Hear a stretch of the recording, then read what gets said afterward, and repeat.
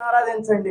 మీ మాటల ద్వారా దేవుని కనపరచండి. మీరు ఏ రీతిగా అయితే స్తుతిస్తారో, స్తుతుల పైన ఆసీనుగా ఉన్నవాడు ఆయన, స్తుతులు దుర్గంగా స్థాపించిన వాడు ఆయన. బంధకంలో తోయదాటానికి దేవుడు స్తుతులను ఉంచాడు. మనకు దుర్గంగా దేవుని స్తుతులు ఉంచాడు. దేవుని స్తుతించాలి, ఆరాధించాలి.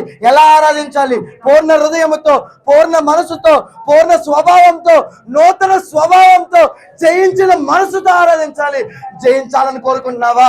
జయించాలని కోరుకుంటున్నావా? నీ అపజయాల మీద నువ్వు జయం పొందాలని కోరుకుంటున్నావా? నీ కోపం మీద నువ్వు జయం పొందాలని కోరుకుంటున్నావా? నీ కక్షల మీద నువ్వు జయం పొందాలని కోరుకుంటున్నావా? జయించేవాడిగా దేవుడు ఉంచాలనుకున్నాడు. సాతాను మీద ఎవరైతే జయించాలని ఆశపడుతున్నారో దేవుడికి ఆ బలాన్ని దేవుడు మనకు అనుగ్రహిస్తా ఉన్నాడు.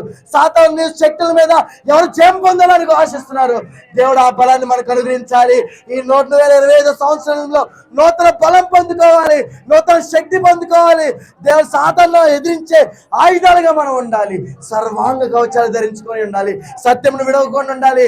దేవుడు వాగ్దానం మరవకుండా ఉండాలి. విశ్వాసం తొలగిపోకుండా ఉండాలి. ప్రేమతో ఉండాలి. మనం ఉందామా? దేవుని ఆరాధిద్దామా? దేవుని గణపరుస్తామా? మనం ఎవరి మీద అయితే కక్షలో ఉన్నామో క్షమిద్దామా? వాళ్ళని క్షమించాలి. వాళ్ళని నువ్వు సహోదరిగా ఐక్యత పడాలి. ఐక్యత కలిగి ఉండుట ఎంత మనోహరము, ఎంత మధురము, ఎంత శ్రేష్టము.